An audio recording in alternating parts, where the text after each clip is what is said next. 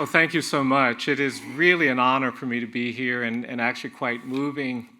As was indicated, I grew up in a poor, rural, racially segregated community. I started my education in a colored school. They did not let black children attend the public school when I started my education. There were no high schools for black kids when my dad was a teenager, so he could not go to high school. And then lawyers came into our community and, relying on the Supreme Court's decision in Brown versus Board of Education, made them open up the public schools. And because of that intervention, because those lawyers came into our community, I got to go to high school. And because I was in high school, I had the opportunity to participate in speaking events and other opportunities. And as a result of that, when I was 16, for the first time in my life, I left my little community and I got on a plane for the first time. And I came to the academy, and that's where I met these extraordinary people, full of creativity, full of dedication, full of ideas. It was a world I didn't even know existed. And I was so stimulated by that time, and I got into some other contests the next year and came back the second time. And it motivated me to do things I would not have done. That was when I resolved I'm going to go to college, even though it wasn't clear how that would be possible. And I got to college, and I had this amazing experience. I majored in philosophy, and I was just enjoying college. And I got to my senior year, and because nobody in my family had gone to college, I didn't know what everybody here knows. I didn't know that if you were to figure out how to stay in school and go to graduate school, I looked into it. I looked into history and English and political science, and I didn't know that if you want to get into graduate school in those areas, history, English, or political science, you have to know something about history, English, or political science. I was very intimidated by that, so I kept looking, and to be honest, that's how I found my way to law school. It was very clear to me, you don't need to know anything to go to law school.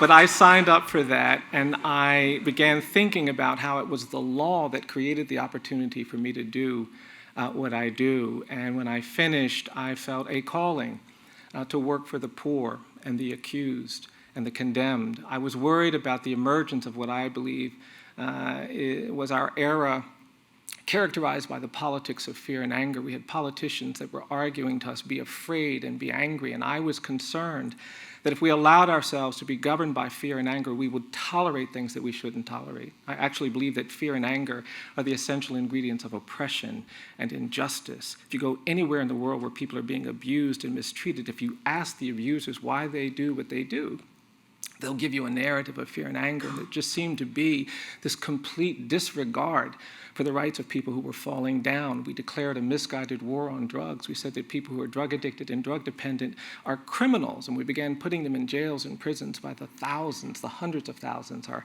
prison population went from about 300,000 in 1972 to 2.2 million. Today, we became the nation with the highest rate of incarceration in the world. We put children in adult jails and prisons. I've represented 9 and 10-year-old kids facing 60-year prison sentences because we have 13 states with no minimum age for trying a child as an adult. And I was really worried about these things. I was worried about what was happening to women. 646% increase in the number of women being sent to jails and prisons, the 6 million people now on probation and parole. And then I read this statistic from the Bureau of Justice that forecasts that 1 in 3 black male babies born in this country is expected to go to jail or prison. The statistic for Latino boys was 1 in 6, and it didn't seem like anybody was talking about that. And so I was resolved to stand with the condemned and the incarcerated. And for the last 35 years, I've tried to advocate for them, and what I've learned from that is that to do justice, there are things that we have to do. And if anything, the Academy helped me formulate this. I'm persuaded that to change the world, to create justice, we all have to find ways to get closer to people who are suffering, to get closer to people who are excluded, to get closer to the poor and the neglected. I really believe in the power of proximity. I think we can't actually do the things we want to do. It was stimulating for me to be in a room with scientists, because scientists model this idea that to have breakthroughs, to innovate, you have to be so intimate with the subject and the topic that you're studying that you can perhaps see something that no one else can see. I think justice works the same way.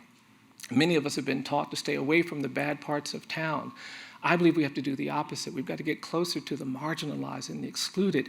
And I learned about proximity from my grandmother. My grandmother was this amazing woman who was the daughter of people who were enslaved. And she had these remarkable qualities. She was tough, she was strong, she was kind, she was loving, she was a force of nature. In our family, my grandmother was the end of every argument in our family. She was also the start of a lot of arguments in our family. And when integration came to our community, she was so worried, she started doing this thing where she would give me hugs.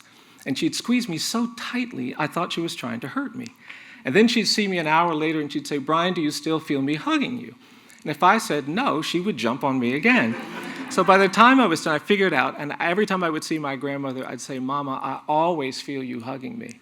And she'd smile this smile. And I didn't really appreciate what she was doing until much later. She worked as a domestic her whole life. She lived into her 90s, but when she got in her 90s, she fell one day and she broke her hip. And then she was diagnosed with cancer. And I was a college student at the time, and I remember going to see my grandmother, just being heartbroken, because I couldn't imagine a world without her. And I was sitting near her, I was holding her hand, I was saying all these things. Her eyes were closed. I wasn't even sure she could hear what I was saying, but I was just pouring my heart out. And finally, it was time for me to leave. And I stood up and I was about to walk away. And that's when my grandmother squeezed my hand. And she opened her eyes and she looked at me. And the last thing she said to me, she said, "Bryan, do you still feel me hugging you?"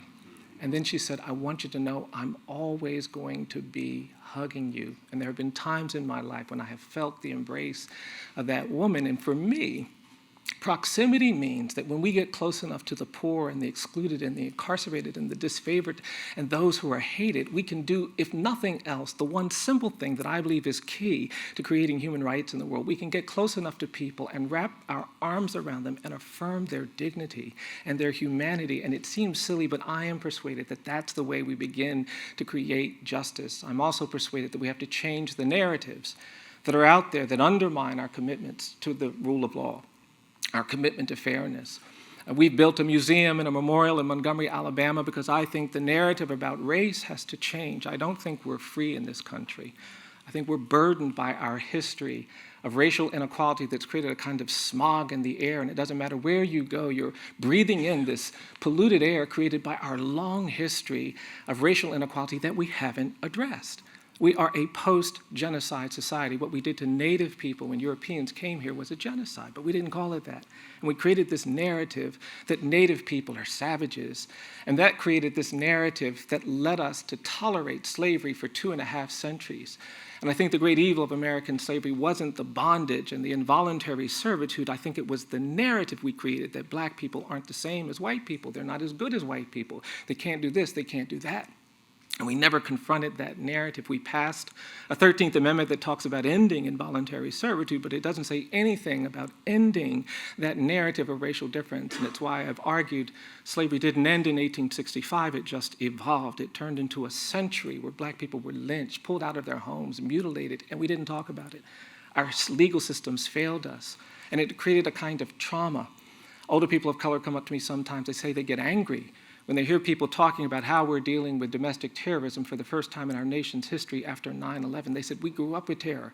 We had to worry about being bombed and lynched and menaced every day of our lives, and the demographic geography of this nation was shaped by terror, and we haven't talked about it. The black people in Cleveland and Chicago and Detroit and Los Angeles didn't go there as immigrants. They went there as refugees and exiles from terror in the American South when 6 million people fled, gave up their land and their opportunities. And today we have these wealth gaps, and we are still dealing with this narrative because it doesn't matter if you're an Academy recipient. It doesn't matter how successful you are. You can be a PhD. You can be a leading lawyer, a leading physician.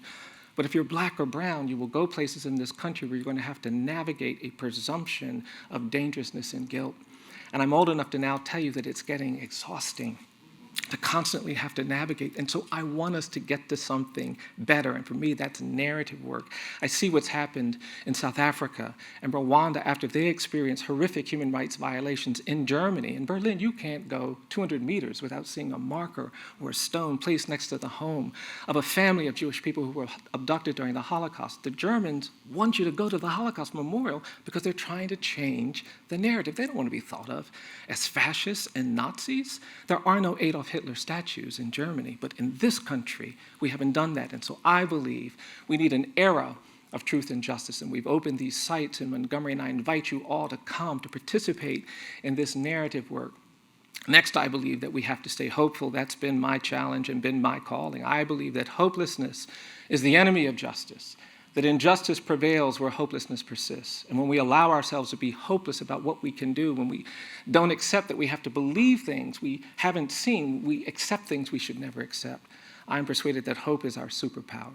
It's what enables me sometimes to stand up when other people say sit down, to speak when other people say be quiet. I think it's critical. And finally, I am persuaded that justice work, the kind of work that I do, requires me to do things that are sometimes uncomfortable and inconvenient. I think it's the same requirement for you. I don't think we can change the world if we're unwilling to do the hard things, to do the uncomfortable and inconvenient things. I'll end with this. I was taught by a man. I was giving a talk in a church, and an older black man came into the church. He was in a wheelchair. And he was sitting in the back of the church, and he was staring at me, and had this kind of angry look on his face. I couldn't figure out, why is he looking at me so sternly?